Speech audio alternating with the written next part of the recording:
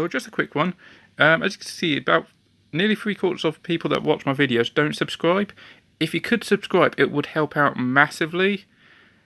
If I get a target of like 500 subscribers, I will do a build video on one of my bigger kits. So as soon as we hit that target, I will get that done and uploaded. Hello, welcome back to another Models by me. We'll be continuing the naval theme by having a look at Brengun's Spitfire Mark 5B. This one particularly being the floatplane variant. So we'll do this in the usual manner. We'll have a look at the outside of the box, then the contents, then the instructions, and then the sprues.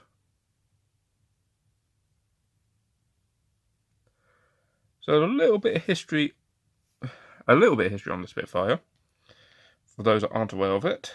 So it first flew in 1936, the prototype K5054, and then it's finally introduced into the RAF in August 1938.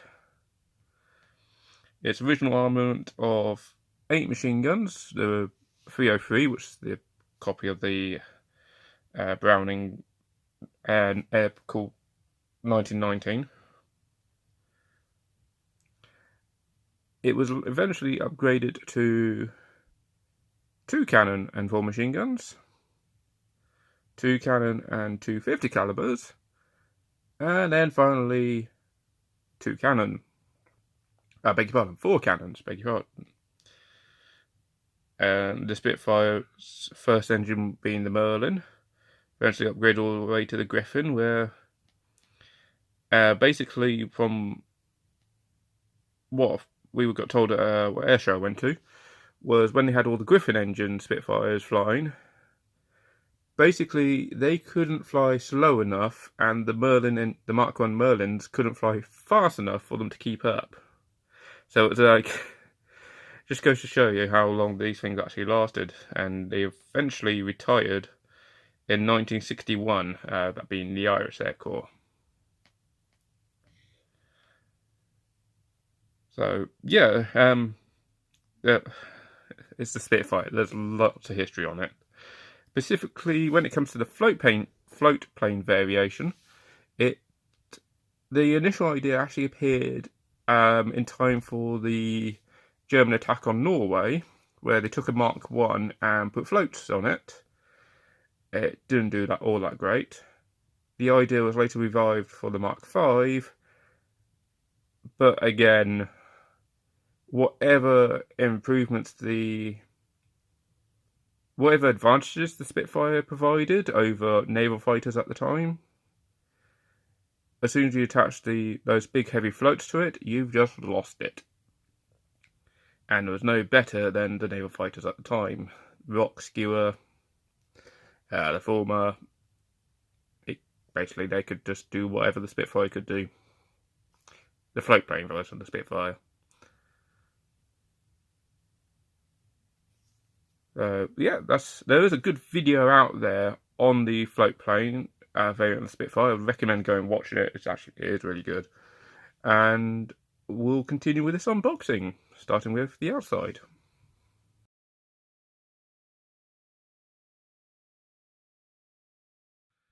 Thank you, title card. Right, so outside of the box, so Brengun, inventively logoed of an actual side of a Brengun. Code, scale 1/72, and the 5B floatplane. And we've got this cool little artwork of one of the later variants of the 5B actually trying to take off. I would say take off because I can't see the landing flaps. And plus this was also only a 3-bladed prop. And yet, when I was reading it up, it was a smaller diameter 4-bladed prop. Anyway, so that's the front side of the box. Let's have a look at the side. So this construction kit contains complete plastic model, may contain small parts and sharp edges. Glue and paints not included. Recommended for modelers over 10 year. Okay. Brengun being Czechoslovakian. And recycling codes. If you want to recycle your cardboard and plastic. Once every second, code and everything. So, okie dokie. Solid. So, if you want to display it like this, there we go. It tells you Mach 5B, floatplane, pretty much the same again. Same again, but we don't have the front box art on this version side. That is quite literally the same as the other side again. And the underside, which is upside down.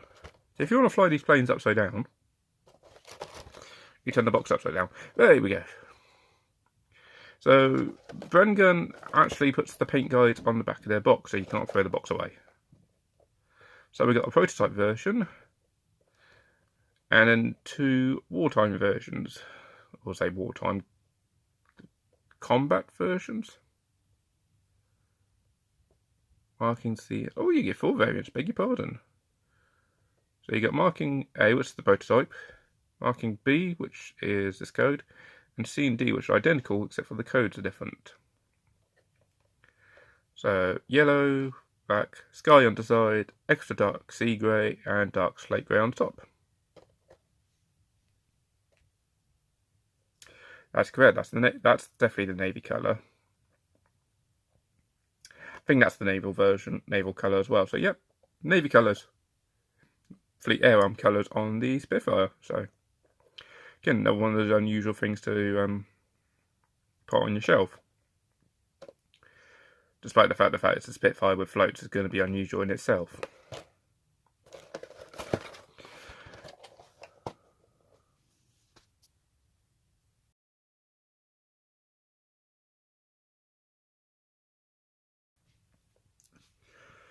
Oh, let's have a look at the contents. So let's open the side of the box up, and out pops a baggie. So the bag, you can see the decals hiding back there, instructions, mostly giving you an idea of what to come. And then the sprues, so we got 2 extra float sprues, the Spitfire sprue, 2 Spitfire sprues, and an extra piece in different colour. And for all the additional stuff to go with the floaty Spitfire. Considering this would only be on the float plane variant, and the floats are separate, I'm sure there's a way of making it so you can have all this on just a single sprue. Okie dokie. Let me go and open this up so we can have a look at the instructions.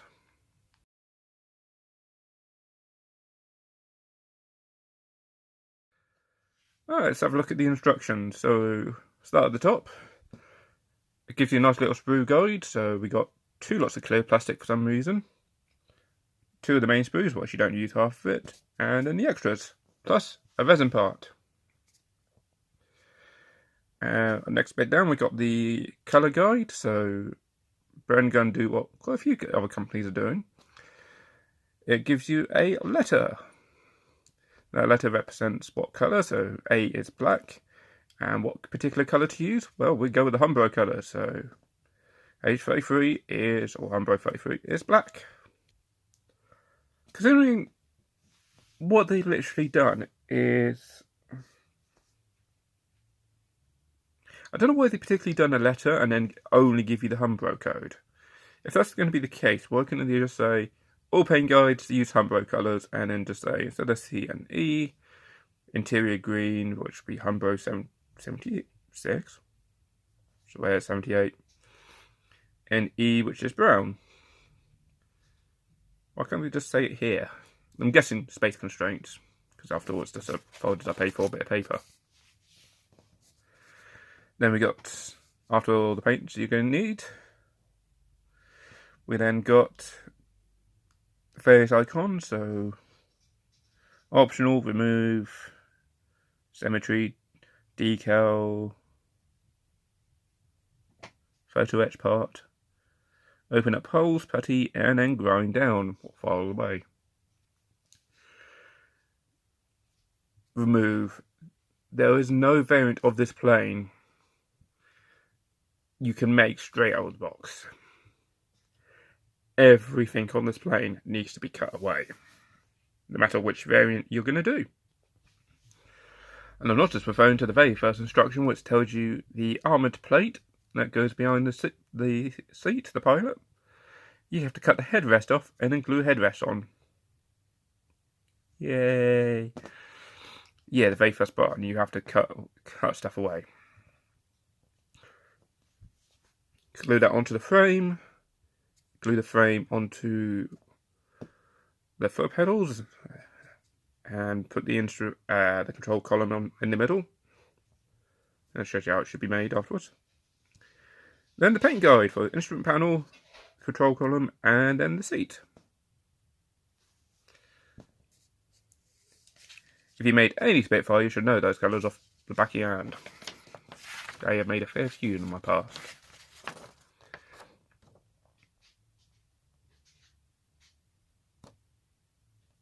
Photo etched? This does not state photo etch on your kit guide, on your sprue maps. It's also coming out blurry. Why are you coming out blurry? Focus. Right, it's not focusing for some bizarre reason. So glue the seat into the cockpit, and then the seat belts on top. Put the instrument panel onto the front, and then glue all of that into the fuselage, and then glue the fuselage together. To be perfectly honest, I would paint up the interior and all this bit first, and then when you're ready to glue the cockpit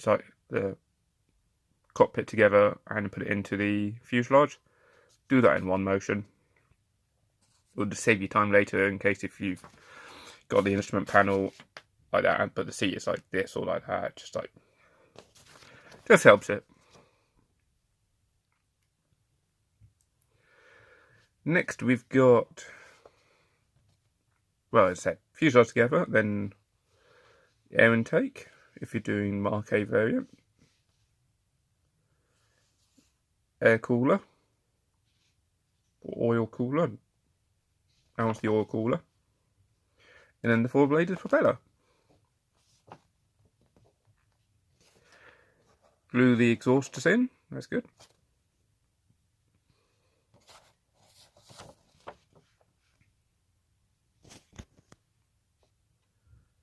This is just refusing to focus today. I do apologise on that. Right, next step. Cut off a couple little lumps.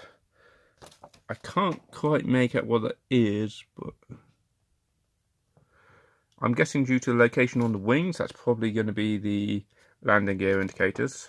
We'll have a look at that when it comes to the sprues.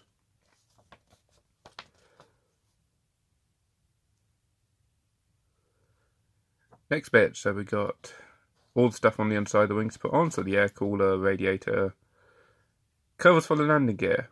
And I've got landing gear because they've got floats, so you don't need to worry about them. Machine guns, or cannons technically.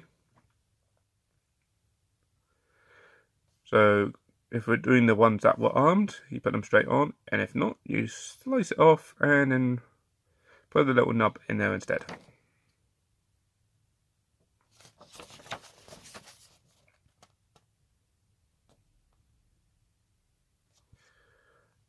Next we put the canopy on with the mirror.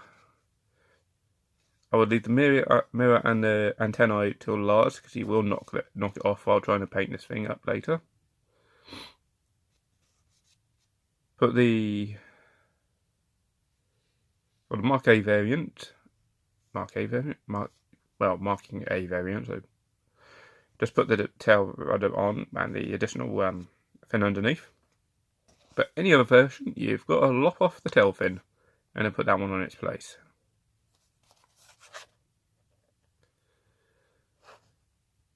And then if you're doing the A variant, you then put the extended, or the tropical air filter underneath there.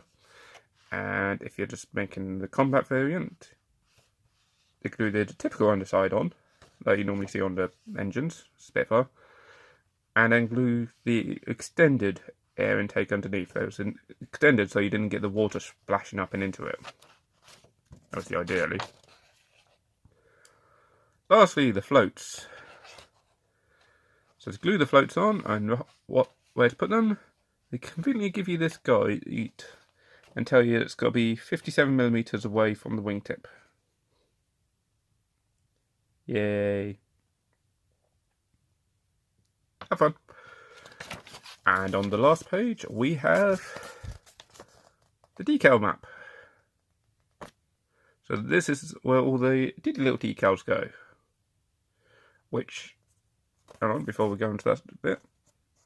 So what we got, I can't really see it. Why are you not focusing? So we've got loads of different options what Brengun do. So we've got the rocket-powered rocket launcher. NATO, I think it was called. Looks like a V2. Typhoon, NATO again, Typhoon. Just to keep things same. Right, because I didn't pull these out earlier, in my mystery bag of parts is the missing resin piece. But it's the decals. So let's have a look at these now.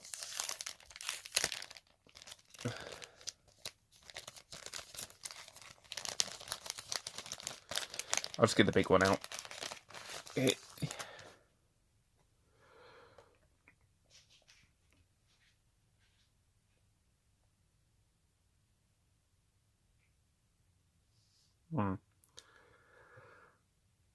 Okay, so decals don't appear. They actually appear quite nicely. Don't know why there's a white dot in the middle of this one. But yeah, quite nice. They're not overlapping each other, so you can just, if you want the two big roundels, you can just go snip them out and do them both at the same time. The underside roundels are separate, but no, the rest of that doesn't seem too bad.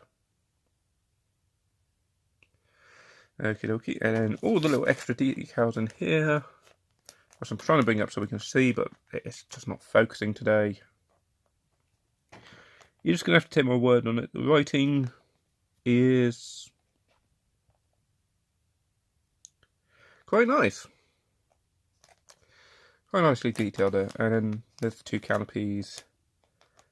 The random bit of resin. Is that the air? Oh, it's the extended air intake. Okie dokie. And then we got some photo etch. So it was all hiding in this one. Okie dokie. That's it for the instructions and decals.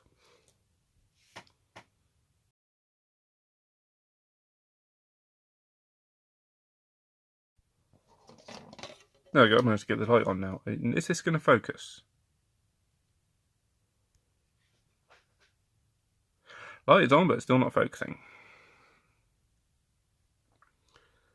So it told us to remove... Okay, it's moving these lumps here. Which is bulges for the landing gear. So yeah, okie dokie. So it's close, but it's not the landing gear indicators. That'll be flap indicators, what I was thinking of anyway. Landing gear indicators just a light.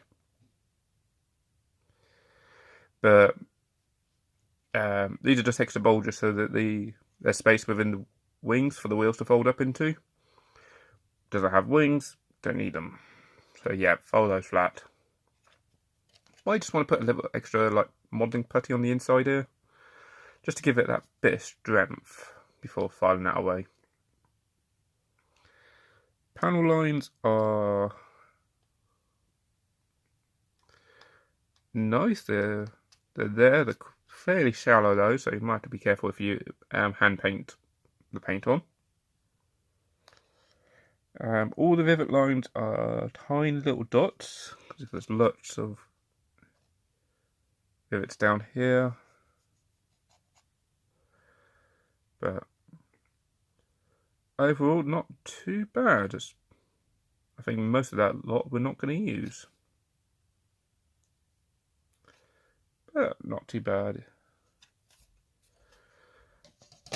Right, fuselage. So we've got the nice thin panel lines again. Cockpit floor. Fabric controlled surfaces, so quite nice. You can see all the ribs and they're not proudly standing out. Yeah, not too bad. Same with the tails. Ah, no, because they went to metal. Same with the wings, they went over to metal control surfaces on the wings. Leaving only the rudder as canvas. Bring up close to the camera, try and see. Are you going to focus? Nah, it's just not playing ball with me today. So apologies if you really want to see the detail. Not going to see it. Instrument panel, you have got raised dials, but I don't think we've got anything to fill in that anyway, so not really going to see it. 3-bladed or 4-bladed options. It's not too bad. Most of this lot you're not going to need. Inside.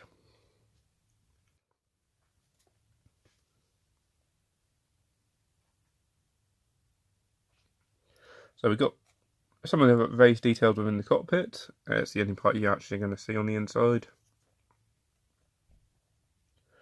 And not too bad. Yeah, not too bad there. So, okie dokie. 2 different variations of wheel, but floats. No need wheels. Speaking of floats. So again, we got the nice thin panel lines. They're pretty solid pieces. There's no locator pins on these, so Brengun's one of these companies that doesn't have locator pins, so definitely more for the experienced modeler here. Rudder to go on the back of the floats just to help it in the water, and the cover for the landing gear. It literally just slots. I'm doing this off camera. There you go. Literally just slots straight into there. So we've got 2 of these, so that's not too bad. And then we have a 4-bladed propeller. Yay! That isn't separate. Yay! So I've only done one of these where it's like this, where all the propellers were separate. Oh, it was a nightmare without. You can get Pacific tools to help you, but the kit I had didn't have it, and I didn't go out and buy one. So yeah, I had propellers all over the place. So we got the extra. So we got the rudder here with the extra fin on the bottom, and it is literally just the rudder. Propellers just go with that one, or the spinner and back piece. And then we got the one for the conversion that has the outside fin, rudder, and the vertical fin. So yeah, that's kind of it for the. That's kind of it for all the sprues. I will get one of these canopies out, so bear with me as the decals are kind of stuck. Yeah. Ah! The decals came off onto. Okay. The decals came off. As you can see, that came off on the sticky. Ooh, big negatives, big negatives.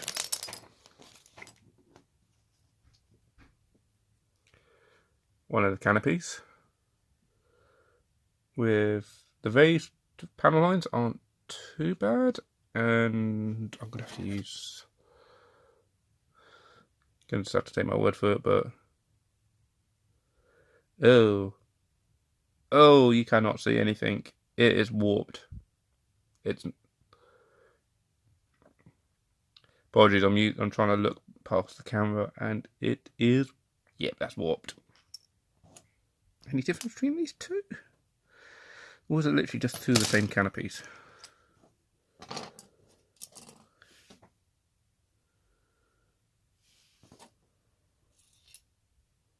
Bulge might be a little different, but okay. let me put this away.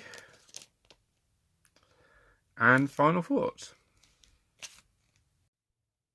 So, final thoughts on Brenguns Mark 5B floatplane. It's definitely a unique kit. So it's a unique kit. It's a unique plane, a float version of the Spitfire, but it's definitely not beginner friendly. This is more for the advanced or even expert modelers here. The fact that you got a cut, so every variant of this needs. I was about to flip it the wrong way. Every one of these, no matter which one you want to make, has to be converted. Nothing out of this is straight out the box, unfortunately. And it's gonna be. It feels like it's going to be quite a hard kit to put together. So it looks nice when it's built. It will look unique, especially amongst all the other Spitfires some people have, or even some naval aircraft. It will look quite unique because they'll be like, wait a minute, that's a Spitfire, but it's on float. Ooh, what's going on? But getting to that stage, you are definitely going to have to take your time with this one. Take your time. Definitely patience required. With this down here in very blurry fashion because it's still not focusing for some stupid reason. For modelers over 10 years. I'm guessing that instead of modelers for over 10 years old, modelers with over 10 years experience. But it will definitely look unique when it's on the shelf. And the fact that the decals have just come off on the actual sticky back, on the sticky plastic to hold everything in place. Not so good. So, that's it for my unboxing on this kit. If you liked it, please hit that like button. Leave a comment below. Have you actually made one of these? Is it actually quite a challenge to make? Or actually, is it quite easy and straight out of the box? And subscribe for more. I'll see you on the next video. Bye.